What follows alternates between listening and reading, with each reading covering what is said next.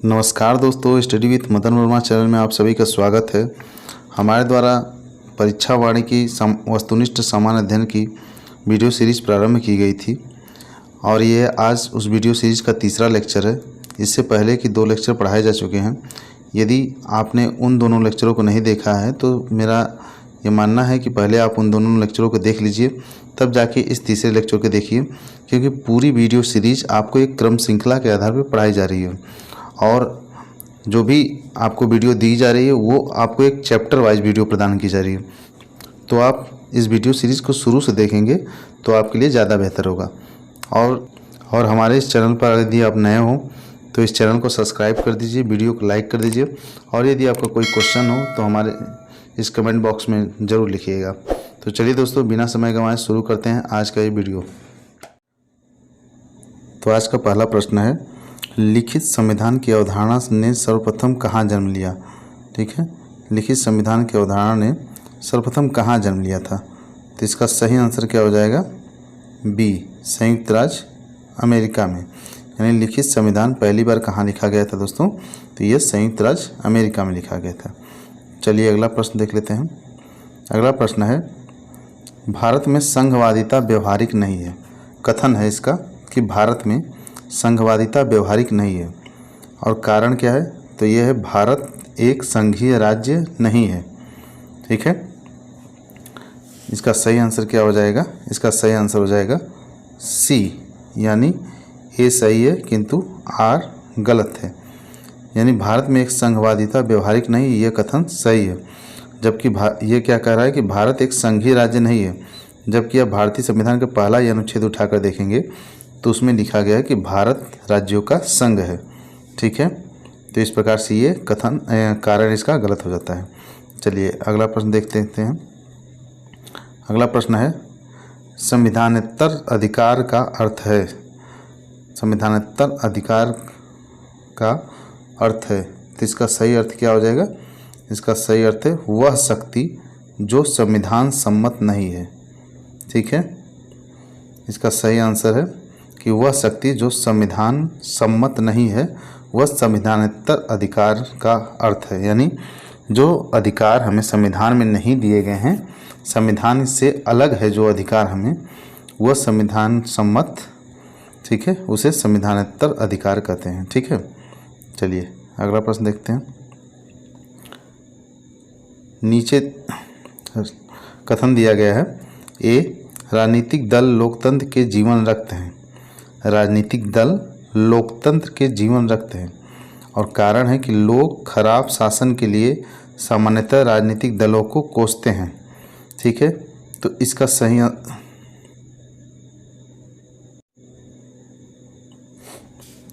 Answer क्या हो जाएगा, इसका सही आंसर हो जाएगा ए तथा आर दोनों सही है और आर ए की सही व्याख्या है। ठीक है, यानी राजनीतिक दल वास्तव में लोकतंत्र की जीवन रखते हैं और लोग खराब शासन के लिए भी राजनीतिक दलों को ही कोसते हैं, तो ये दोनों सही है। चलिए अगला प्रश्न देख लेते हैं। अगला प्रश्न है, भारतीय संविधान कैसा है।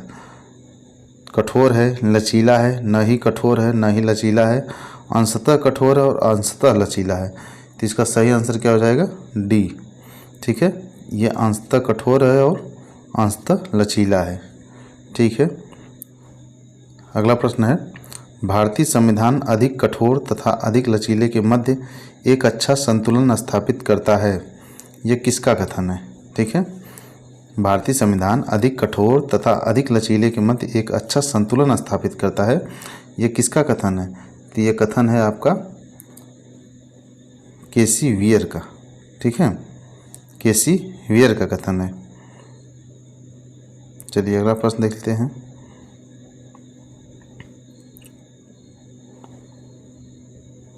भारत में प्रजातंत्र इस तथ्य पर आधारित है कि संविधान लिखित है, यह मौलिक अधिकार प्रदान किए गए हैं, जनता को सरकारों को चुनने तथा बदलने का अधिकार प्राप्त है, यहाँ राज्य के नीति निर्देशक तत्व हैं। तो इसका सही आंसर क्या हो जाएगा, इसका सही आंसर हो जाएगा सी, जनता को सरकारों को चुनने तथा बदलने का अधिकार प्राप्त है। यह भारत में प्रजातंत्र पर आधारित है। ठीक है, यह भारत का प्रजातंत्र किस पर आधारित है, सरकार को जनता चुनती है और उसे फिर बदल भी सकती है। चलिए अगला प्रश्न देखते हैं। अगला प्रश्न है निम्नलिखित में से कौन एक अध्यक्षात्मक शासन प्रणाली का आधारभूत तत्व है। यानी अध्यक्षात्मक शासन प्रणाली का आधारभूत तत्व कौन सा होता है। ठीक है, संविधान की कठोरता, एकल कार्यपालिका, व्यवस्थापिका की सर्वोच्चता, अवशिष्ट अधिकार राज्यों के पास होना। तो इसका सही आंसर क्या हो जाएगा, एकल कार्यपालिका। ठीक है, यानी अध्यक्षात्मक शासन प्रणाली का आधारभूत तत्व है एकल कार्यपालिका। ठीक, चलिए अगला प्रश्न देखते हैं। अगला प्रश्न है गणतंत्रीय अवधारणा से संबंधित निम्नलिखित में से कौन एक नहीं है। यानी गणतंत्र की जो अवधारणा है उसमें से कौन मैच नहीं करता है इसमें। एक राज्य जिसमें जनता सर्वोच्च हो, सर्वोच्च शक्ति निर्वाचित प्रधान में निहित हो, सर्वोच्च शक्ति एक राजा के समान एक ही व्यक्ति में निहित हो, एक ऐसी सरकार जो जनता द्वारा निर्वाचित प्रतिनिधियों से बने। तो इसमें से कौन सा सही है, इसका सही आंसर हो जाएगा सी। ठीक है, यानी ये गणतंत्रीय अवधारणा से संबंधित नहीं है कि सर्वोच्च शक्ति एक राजा के समान एक ही व्यक्ति में निहित हो। यह गणतंत्र की अवधारणा को सही से परिभाषित नहीं करता है। ठीक है, चलिए अगला प्रश्न देखते हैं। अगला प्रश्न है संसदीय शासन प्रणाली सर्वप्रथम किस देश में विकसित हुई। तो संसदीय शासन प्रणाली सर्वप्रथम किस देश में विकसित हुई थी दोस्तों, ये हुई थी ब्रिटेन में। कहाँ पर, ब्रिटेन में विकसित हुई थी। चलिए अगला प्रश्न देखते हैं।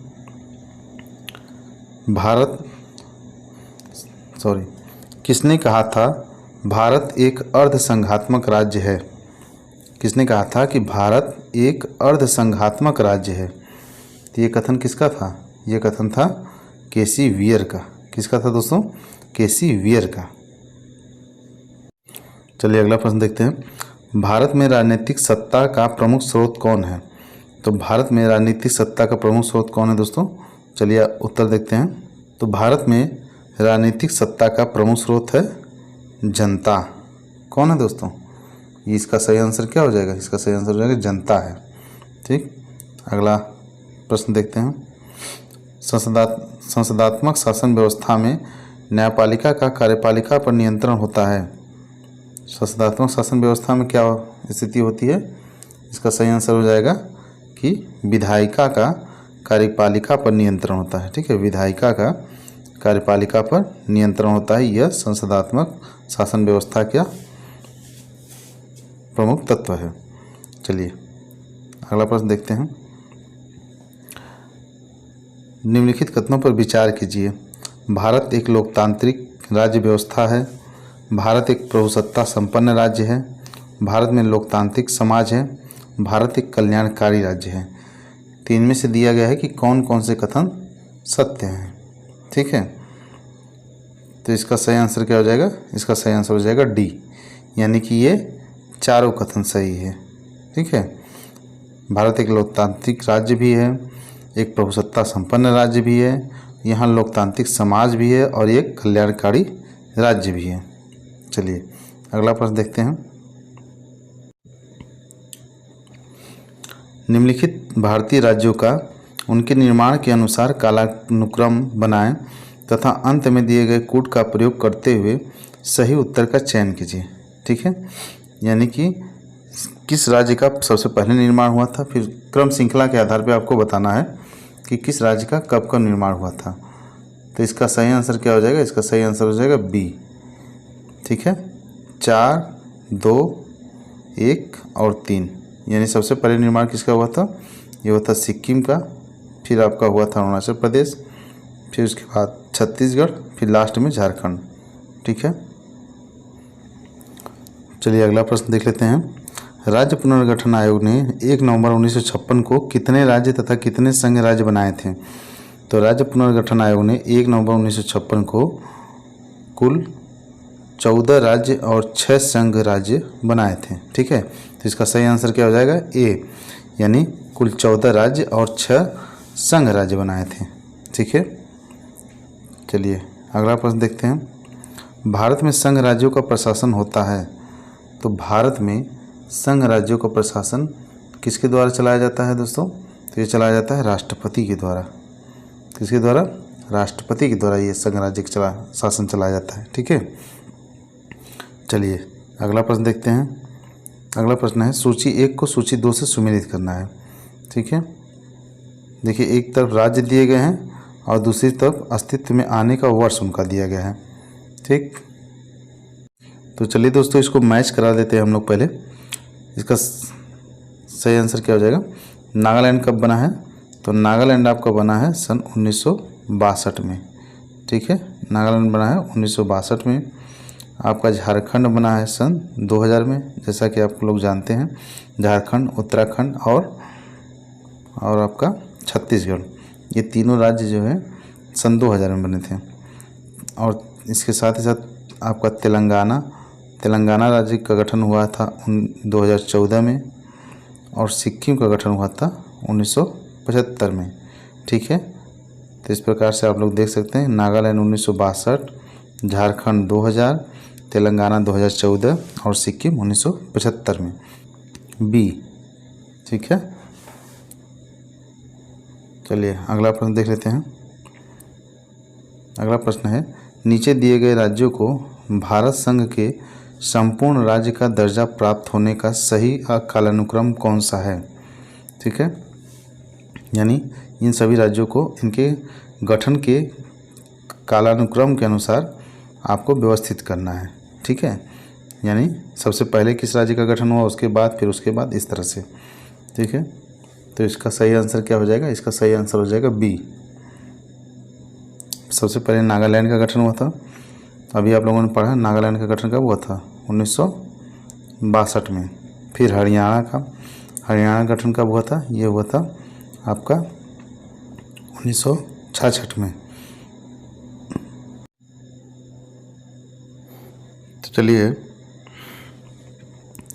तो चलिए अगला प्रश्न देख लेते हैं। नीचे दिए गए राज्यों को भारत संघ के संपूर्ण राज्य का दर्जा प्राप्त होने का सही कालानुक्रम है।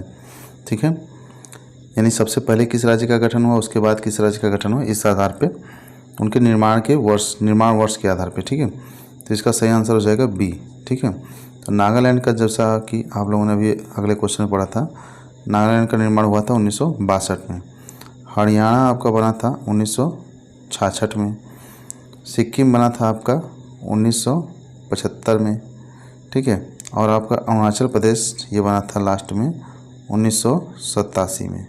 ठीक, इन चारों राज्यों को आपके निर्माण वर्ष के आधार पे सही आंसर हो जाएगा बी। चलिए अगला प्रश्न देखते हैं। छत्तीसगढ़ राज्य स्वरूप में आया, तो छत्तीसगढ़ राज्य कब स्वरूप में आया था दोस्तों? तो ये आया था आपका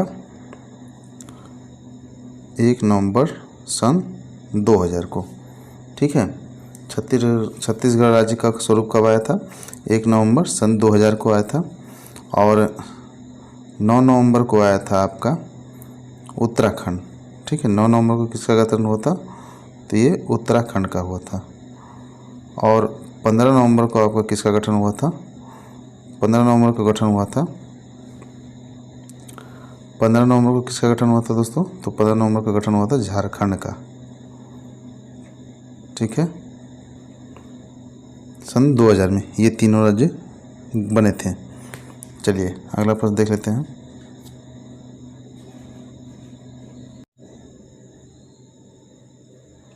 संविधान में हमारे राष्ट्र का उल्लेख किस नाम या नामों से किया गया है? तो हमारे संविधान में किस नाम से हमारे भारत का उल्लेख किया गया है? इसमें ए आंसर सही हो जाएगा, भारत तथा इंडिया नाम से ये उल्लेख किया गया है हमारे राष्ट्र का नाम। ठीक है, चलिए अगला प्रश्न देख लेते हैं। अगला प्रश्न है नए राज्य के गठन की शक्ति निहित है। तो नए राज्य के गठन की शक्ति किस में निहित है? ये निहित है आपके संसद में। किस में निहित है दोस्तों? संसद में निहित है। ठीक है, चलिए अगला प्रश्न देखते हैं। अगला प्रश्न है संविधान के प्रथम अनुच्छेद के अनुसार भारत है। तो भारत क्या है? राज्यों का समूह है, राज्यों का फेडरेशन है, राज्यों का कन्फेडरेशन है, या फिर राज्यों का यूनियन है? तो इसका सही आंसर क्या हो जाएगा? यह राज्यों का यूनियन है या फिर राज्यों का संघ है। ठीक है, चलिए अगला प्रश्न देख लेते हैं। अगला प्रश्न है यदि भारतीय संघ में एक नए राज्य का सृजन किया जाना है तो संविधान की किस अनुसूची का संशोधन करना आवश्यक होगा? तो संविधान की किस अनुसूची का संशोधन करना होगा दोस्तों? तो ये संशोधन करना होगा प्रथम अनुसूची का, ठीक है, क्योंकि प्रथम अनुसूची में आपके 28 राज्य और 8 जो केंद्र शासित प्रदेश हैं उनके बारे में दिया गया है, ठीक है। चलिए अगला प्रश्न देखते हैं। अगला प्रश्न है कथन भारत संघ नहीं है, ठीक है, तो पहले ही गलत हो गया, जबकि लिखा हुआ है कि भारत राज्यों का संघ है, तो यहाँ कथन तो पहले ही गलत हो गया। दूसरा कारण पढ़ते हैं, किसी भी राज्य का क्षेत्र सीमा नाम उसकी सहमति के बिना भी परिवर्तित करने की शक्ति संघीय संसद को प्राप्त है। तो ये कथन क्या हो जाएगा? ये कथन हो जाएगा सही ना, कारण, ये कारण सही है, ठीक है। तो इसका ए गलत है किंतु आर सही है, ठीक, यानी किसी राज्य का क्षेत्र सीमा और नाम उसकी सहमति के बिना भी परिवर्तित करने की शक्ति संघीय संसद को प्राप्त है, ठीक है। ये कथन सही, कारण सही है लेकिन कथन गलत है। चलिए अगला प्रश्न देखते हैं। अगला प्रश्न है भाषा के आधार पर राज्यों के गठन हेतु राज्य पुनर्गठन आयोग की स्थापना कब की गई थी? तो भाषा के आधार पर राज्यों के गठन हेतु राज्य पुनर्गठन आयोग की स्थापना कब की गई थी? तो यह की गई थी 1953 में। कब की गई थी दोस्तों? 1953 में की गई थी। चलिए अगला प्रश्न देख लेते हैं। अगला प्रश्न है इनमें से कौन से कथन सही है, ठीक है। भारत में यूनियन ऑफ स्टेट्स शब्द प्रयोग हुआ है क्योंकि भारतीय राज्यों को अलग होने का अधिकार नहीं है, ठीक है। किस शब्द का प्रयोग हुआ है? Union of states. अगला है इसके धर आयोग ने राज्यों के पुनर्गठन हेतु भाषा के आधार की अपेक्षा प्रशासनिक सुविधा को वरीयता दी थी। यह सही है ना नहीं? इन्हीं में से आपको बताना है कौन से कथन सही हैं, ठीक है।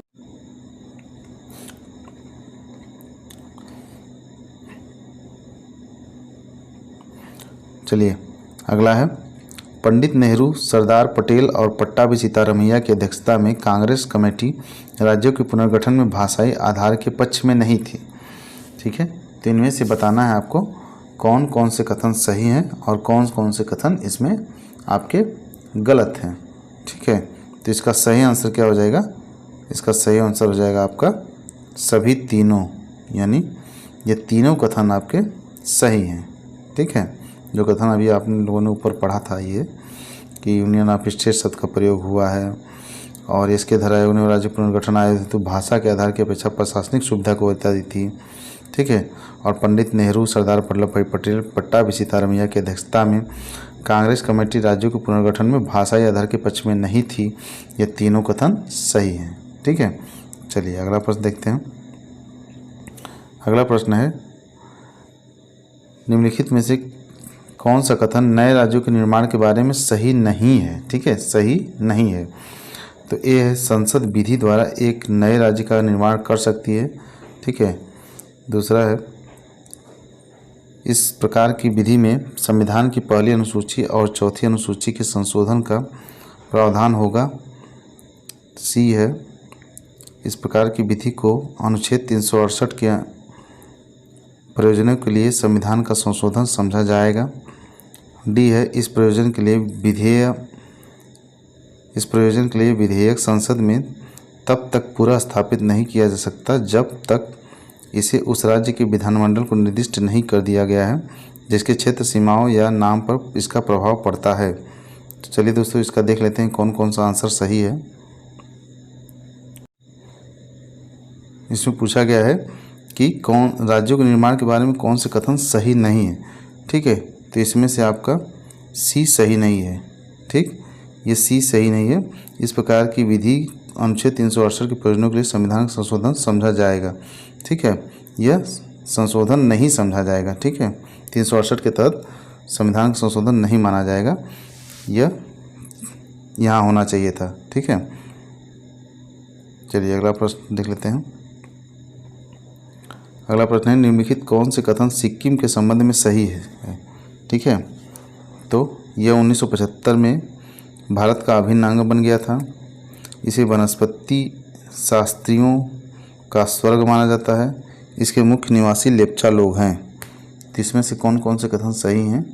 इसमें से कथन सही हैं डी, यानी 1, 2, 3, यानी ये तीनों कथन यहाँ इसके लिए सत्य हैं। ठीक है, यानी भारत, इसका गठन 1975 में हुआ था। ये वनस्पति शास्त्रियों को स्वर्ग माना जाता है और इसके मुख्य निवासी कौन है? लेप्चा लोग हैं। ठीक है, चलिए अगला प्रश्न देखते हैं। भारतीय संघ के अंतर्गत किसी राज्य को मिलाने का अधिकार किसको है? तो भारत के राष्ट्रपति को है, संसद को है, प्रधानमंत्री को, सर्वोच्च न्यायालय को। इसका सही आंसर क्या हो जाएगा? संसद को है। ठीक है, किसका है? संसद के पास है यह अधिकार। चलिए अगला प्रश्न देखते हैं। भारत की संप्रभुता के संबंध में निम्नलिखित में से कौन सा से कथन सही है? पहला है भारत राष्ट्रमंडल का सदस्य है। राष्ट्रमंडल की सदस्यता के कारण भारत की संप्रभुता कम हो जाती है। ठीक है, तो इसका सही आंसर क्या हो जाएगा? केवल एक। ठीक है, भारत राष्ट्रमंडल का सदस्य है, यही कथन सत्य है। चलिए अगला प्रश्न देखते हैं।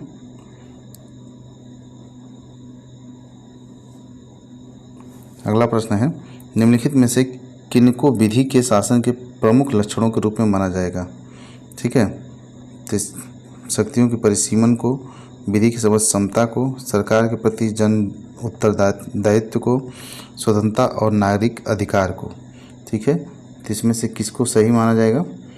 इसका सही आंसर हो जाएगा सी। ठीक है, 1, 2 और 4, यानी 1, 2 और ये 4, ये तीनों आंसर विधि के शासन के प्रमुख लक्षण हैं। ठीक है, विधि के शासन के प्रमुख लक्षण माने जाएंगे शक्तियों का परिसीमन, विधि की समझ क्षमता और स्वतंत्रता और नागरिक अधिकार। ठीक, चलिए अगला प्रश्न देखते हैं। अगला प्रश्न है, भाषाई आधार पर भारत में सर्वप्रथम किस राज्य का गठन किया गया? तो आप सभी लोगों को पता है कि यह सबसे पहले आंध्र प्रदेश राज्य को किया गया था। ठीक है, चलिए अगला प्रश्न देखते हैं। सिक्किम भारत का एक सह राज्य एसोसिएट स्टेट्स, यानी सह राज्य एसोसिएट स्टेट बनाया गया था। ठीक है, तो ये कब बनाया गया था दोस्तों? ये बनाया गया था 35वें संशोधन के अंतर्गत। ठीक है, इसका सही आंसर सी हो जाएगा। 35वें संशोधन के अंदर सिक्किम को एक सह राज्य बनाया गया था। ठीक है, चलिए अगला प्रश्न देखते हैं। निम्नलिखित संविधान संशोधनों में से किसके द्वारा सिक्किम को विधिवत भारत संघ के एक पूर्ण राज्य के रूप में सम्मिलित किया गया? ठीक है, यानी सिक्किम को विधिवत कब भारत में एक पूर्ण राज्य का दर्जा दिया गया? ठीक है, तो इसका सही आंसर क्या हो जाएगा? इसका सही आंसर अभी आप लोगों ने पढ़ा था ऊपर, इसका सही आंसर हो जाएगा सी, 36वें संशोधन के तहत। ठीक है, एक सह राज्य बनाया गया था 35वें संशोधन के तहत और पूर्ण राज्य का दर्जा दिया गया था 36वें संशोधन के तहत। ठीक है, अगला प्रश्न देखते हैं। लोकसभा में संघीय क्षेत्रों के लिए कितनी सीटें आरक्षित की गई हैं? तो लोकसभा के लिए संघीय सीटों के लिए कितनी सीटें आरक्षित की गई हैं? इसका सही आंसर हो जाएगा डी, यानी कुल 20 सीटें आरक्षित हैं। ठीक है, चलिए अगला प्रश्न देखते हैं। अगला प्रश्न है, निम्नलिखित कथनों पर विचार कीजिए।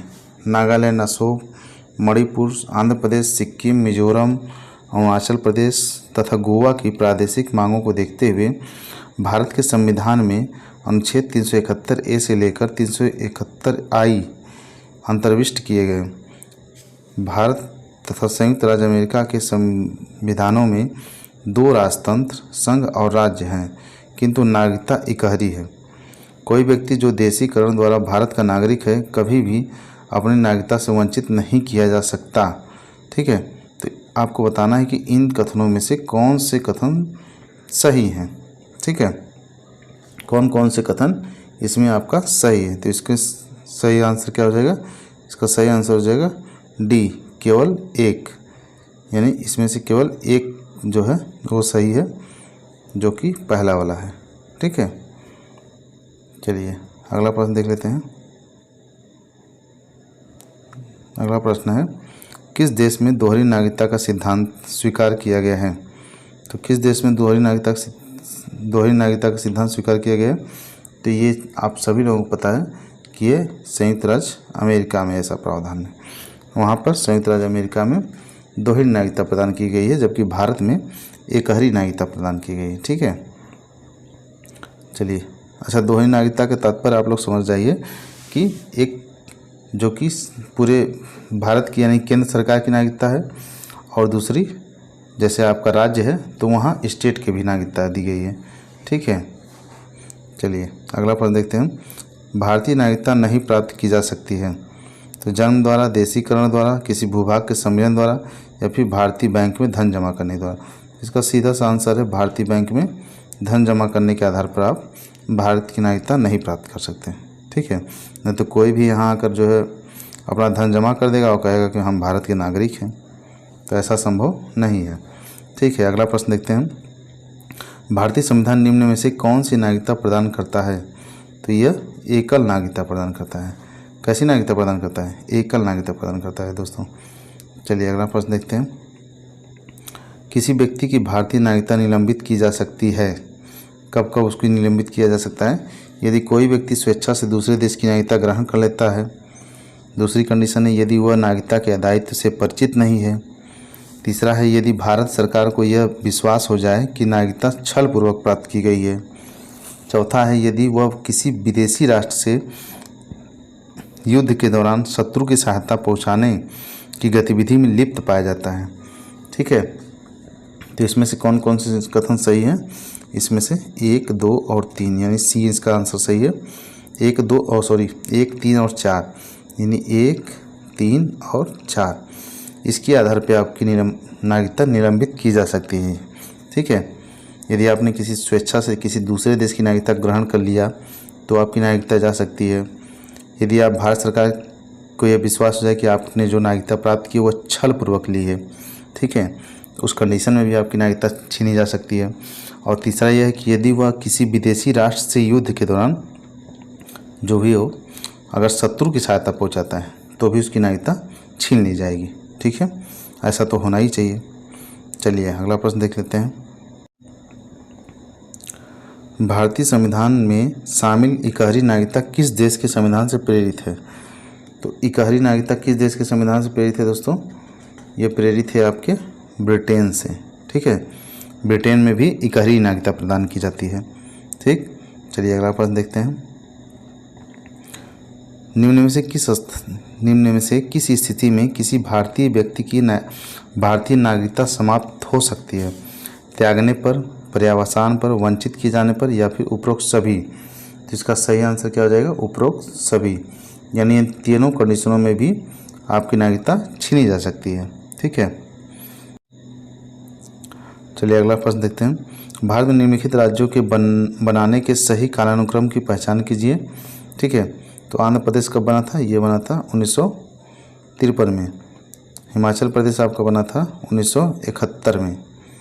ठीक है, हरियाणा आपका कब बना था?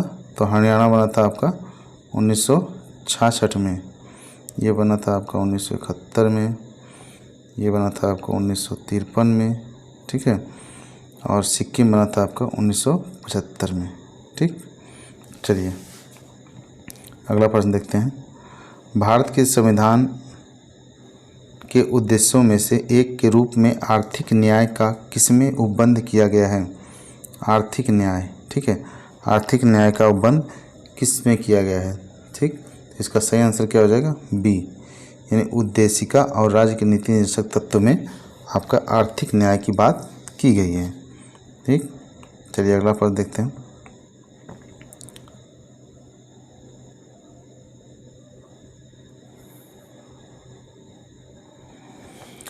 भारत के संदर्भ में संसदीय शासन प्रणाली में निम्नलिखित में से कौन सा से सिद्धांत संस्थागत रूप में निहित हैं? ठीक है, यानी संसदीय जो शासन प्रणाली है इसमें कौन कौन से सिद्धांत संस्थागत रूप में निहित है? ठीक है, मंत्रिमंडल के सदस्य संसद के सदस्य होते हैं। ठीक, ये तो सही बात है। जब तक मंत्रियों को संसद का विश्वास प्राप्त है तब तक ही वे अपने पद पर बने रहते हैं, ये भी सही है। राज्य का अध्यक्ष ही मंत्रिमंडल का अध्यक्ष होता है, यह कथन सही नहीं है। ठीक है, और इसमें से देखते हैं आंसर क्या होता है।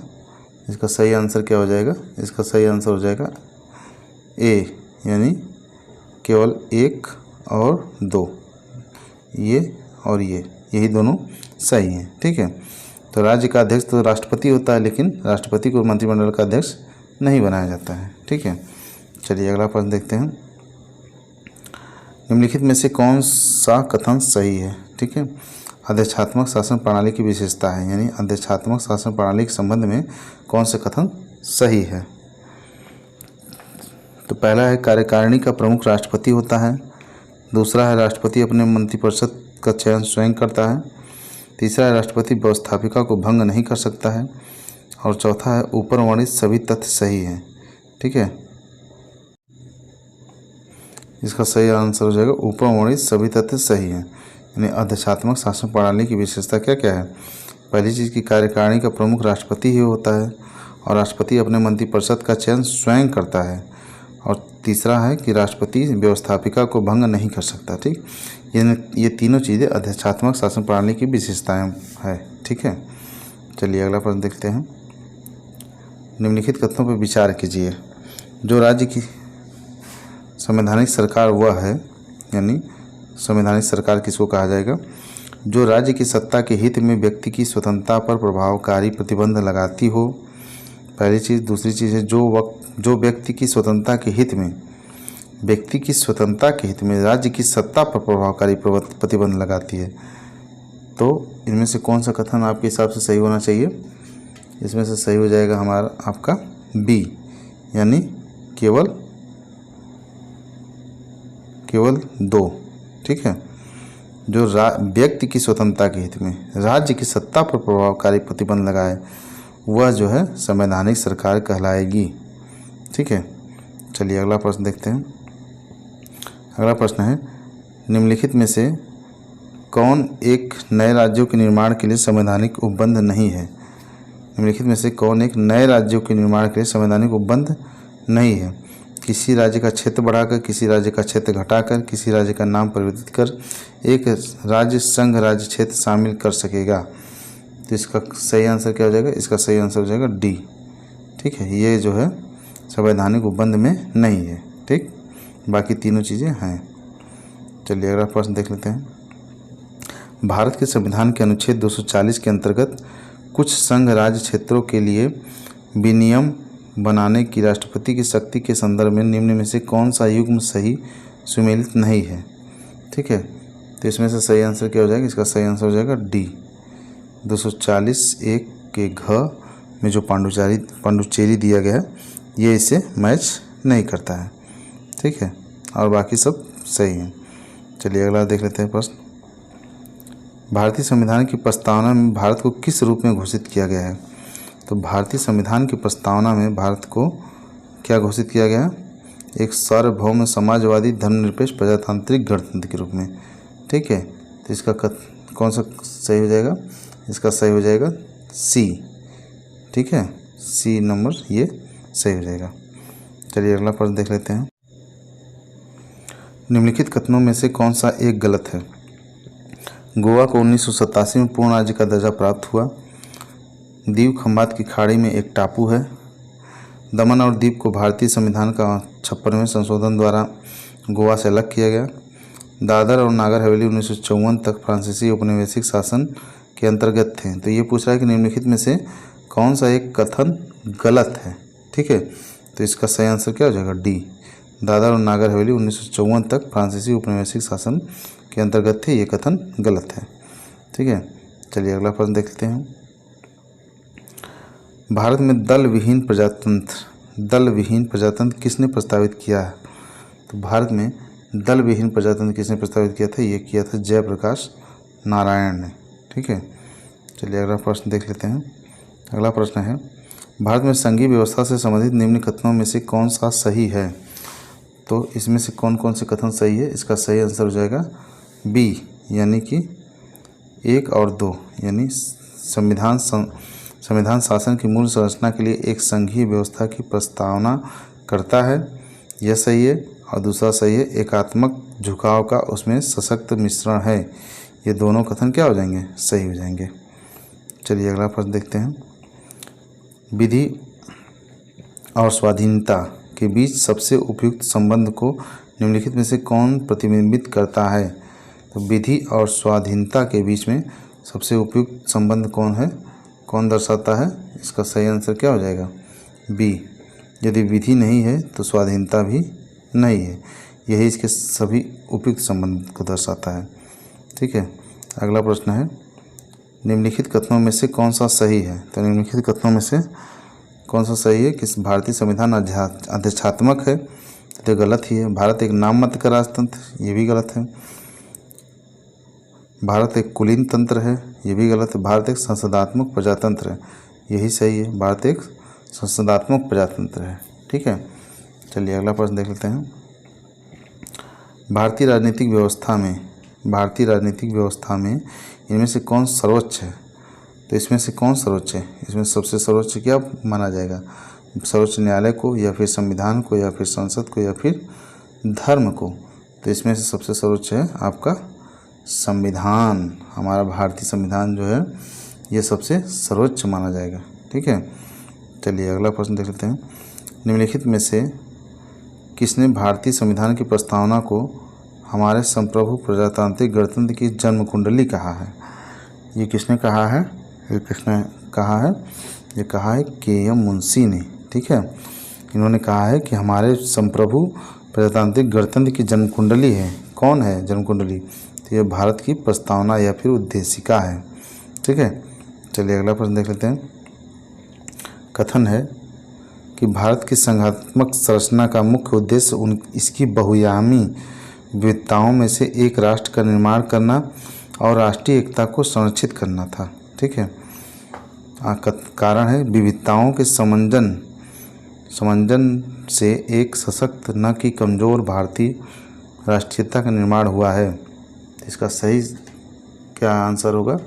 इसका सही आंसर हो जाएगा बी। ठीक है, ए और आर दोनों अपने आप में सत्य हैं, परंतु आर ए की व्याख्या आर ए की सही व्याख्या करता है। ठीक है, आर ए की सही व्याख्या करता है। चलिए अगला प्रश्न देख लेते हैं। अगला प्रश्न है, भारत का राष्ट्रपति परोक्षतः निर्वाचित होता है। ठीक है, परोक्षतः मतलब अप्रत्यक्ष रूप से। ठीक है, भारत में संसदीय प्रणाली की गणतंत्रवाद के साथ जोड़ा गया है। संसदीय प्रणाली को गणतंत्रवाद के साथ जोड़ा गया है। तो इसमें से कौन सा सही आंसर हो जाएगा? इसका सही आंसर हो जाएगा ए। और आर दोनों सत्य हैं तथा आर ए का एक मान्य स्पष्टीकरण है। ठीक है, इन दोनों चीज़ें सही हैं। चलिए दोस्तों, आज के इस वीडियो में बस इतना ही। अगर ये वीडियो पसंद आए तो हमारे इस वीडियो को लाइक कर चैनल को सब्सक्राइब कर दीजिएगा। और यदि आपको कोई डाउट हो या फिर कहीं पर भी कोई त्रुटि हुई हो तो आप कमेंट बॉक्स में ज़रूर बताइएगा। इस वीडियो को देखने के लिए बहुत बहुत धन्यवाद।